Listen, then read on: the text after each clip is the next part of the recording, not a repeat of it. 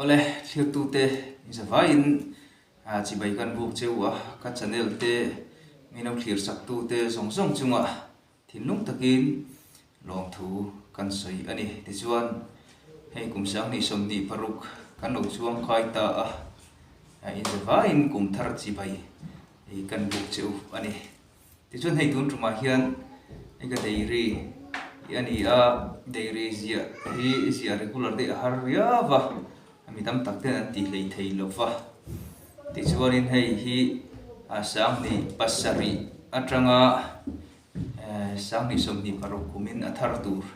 thlenga ka han tar chuak ani nge sang ni som ni paruk hian kan tan thil alo thlen don kan hrelo na in len ro man ve shrim te chu angai kan ti thian kan han buat sei ti hian komin sang ni som ni paruk hei kan han ziak le char phot anga pathian zara tam tin kan ong tura ngai la tho me ti chuan heng ho hi ania ka ro em meya ka dei ri hi atang kai na te lut na te poimo na te thian kan han ziak rei tu la alang tu ani chu bangin a then te chu kan han thlir ho velok don ani soitau ang khan hei hi sang ni pasari tak hi chu kum tira tang chi apo khan ani lova hei sang ni pasari sang ni pariat sang ni papo sang ni som pakhat som pani som pathum som pali som panga som paruk som pasari som pariat som pakwa som ni khat ni thum ni li ni nga ani ruk na tur kha anita ani in noya ka in pom thla thian ka dei ri ho hi heng ho hi ani ve ani hei sang ni pasari ka dei ri zia tanna ni ta hei atlang sir hi sazu te na lo ei hi kom malam deu mi nia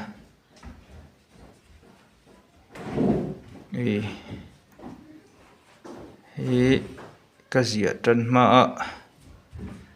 ka handwriting hi ti lai chon nal ve fu maya ma se tu na chon nal vak to lo ani tin dairy han zia chuan mutei lo chuak dua zan rei tak nuwa pe chuan har riawa zia rei kha sang ni pasaria ka dairy zia main sang ni paruk thlir let zuaina kan ti ve khanglanga hei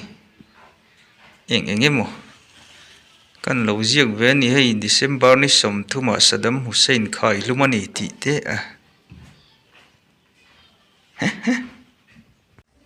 hi ka zia tanna masaberania sang ni pasari January ni khat tho tran ni ani hei sazu hian lo ei chikhanglang helai chin te cha vigan tilanga abak chu ai ka ziak tuk mai ei masaber buje ti hian akom te lo chia sazu te na lo ei rala ei azia lo tak ani da thlok ang hei hi sang ni hei tu na chuan ti hian ziak lo buwa hian ka ti thina ka han ziak ka hian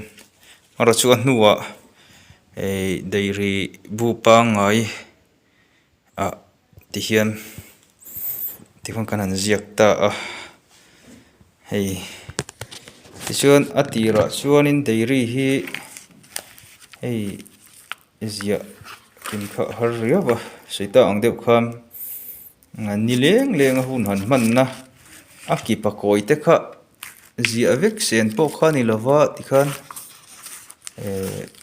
kan han ti ve deuh nok ti chuan te kan soyang huna lo kal sela hei hetia ang chi BCM kan ko ran dairy te po hi kum khat chu hi kan han mang hei hi duai na hlai ta ni chu thina na ni hlaya handa thata han von that renga donara la kham a buai thak do na kan hriat awang khan dairy kha hi ka form te tial tial ka a te deuh kha ka hmang tamaya ti hian ti chuan ka hmang te tul kha ti kha tin alo tet na chuan zia tur te po kha a song kha zia sen kha ni lo ta a ti chuan hei sang ni som paruk ka man phei hi chu hi a te sei eta ti hian hi ania a zia po hi nia a zong hi zia sen kha ni lo wa toy fel deuh lekin thian kan han ziak mai thina ti chuan hun alo kal le dewa hei sang ni som pasari atangin ani tak deuh ber mai hi hei tiang deuh hian hetiang chi Gupta's Dairy hi atok fel thei ria ba ngay hi ka hmang ta deuh ber chu ni ber mai hi ti chuan pathian zara damtin kan tura ngai la hi sang ni som ni paruk ami ta na kan ti deuh kha ni a hei sang ni som ni panga ka dairy man zia zo tak ania ti hian zia tur hi om deuh teu ma sela hei chu zia lo zeu te po ka nei ani engemaw ro kholna wanga han zia man lo te kha hei kan nei a ti chuan hei sang ni som ni pathum ni som ni hei hi mai ka lo ziak vek lo ni hei sang ni som ni hei covid lai ya te kha ni a engemaw chu kan ziak nual an ka ring hela po hian ti hian hei sang ni som pariat som pakua som ni te ni a tiang kham kan han ziak ve nual ani hi khodanga zinni khwa te lo oma tianga kham khodanga zinni khwa hi chuan phone a zan mutna entina aizola te mo champhaya te mo lo zinta ila champhaya te mo lo zinta ila ta khatianga kham hi engte kan sayang kan phone a khan nota kan han ziaka chumi chu ka da tha a ho huna dairy a hian kala chhong le thin ani chutiang ani lo chuan ti bo pal zinna ti bo pal hi hlawe me meya chu vain tian ka dairy hi uluk devin ka vong tha ve a ka da tha viau ani ka steel mirror a hian ai kan in moya ka in pum thla a ti hian ka han cover kual vel mai ni a chung thu hi chiar don chuan chiar tur te po om ve neuwa maro chu mi mal dairy chu tia van tlang ma a han phaulan ngek tlak po kha ni lawa ke ni yang duang dei chuan thil eng te vak ma hi kan ti em lem lova angai nom taka han zia tham khop thil ro pui em kha kan ti lem lo wangin kan han ziak lang du lem lo ni poni sela ka channel no clear sak tu ten in lo mu ve reng ata na kan han tia min lo clear sak tu te chunga polom thu kan soi ani hei soita ang deuh khan a chunga hian mimal mingte tin kanin man na rang YMA te bik takin tin cậu rana kanin mang na cậu ran thalai pol a 3k PT te kan ziak nual lo thei lova tin mi mal kan zia te po seita ang deuh khan then te chuan mol min liam san tan ni om khop maya tin kan chung te tiang kham hei min liam san nual ani tin chungba kha chuan pol kat in man na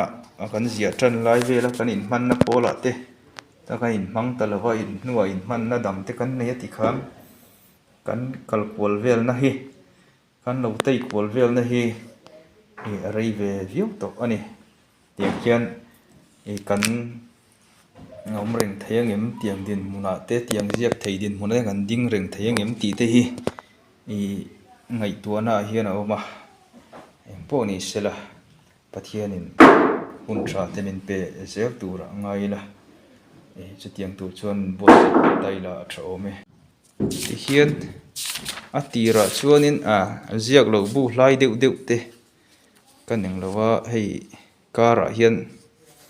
sang ni pariata Reverend HS Luaya kum zatlin lomna aka kalna hon poi kala da tharing maya lung len thlau ro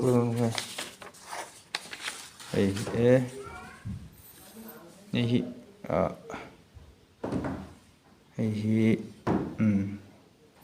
sang ni pariat khan sai ku ti hola Reverend HS Luaya Reverend Dr. HS Luaya kum zatlin lomna kan tia chuta kan eng lo chu ni lo la da thabe rang ti khani ti hian lai pui khan kan ziaka mar sei tang de khan nuwa chuan khan dairy bute pa ngai kha kan mang ve ani arai kha ngai tu ve kha ngai tin avoi khata ki pakoi lutuk mang khenga ti don chuan hei tiang ziak lo bunot pa ngai kha chu a fu lo ve deuh tlata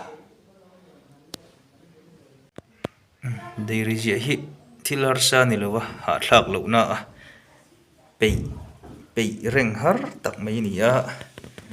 chungin bei ve traver ongai ni maro chu ka han soi du chu thei kan thei chuam han ziak ve hrim hrimila hun laia a hlutna kan hriat lo hi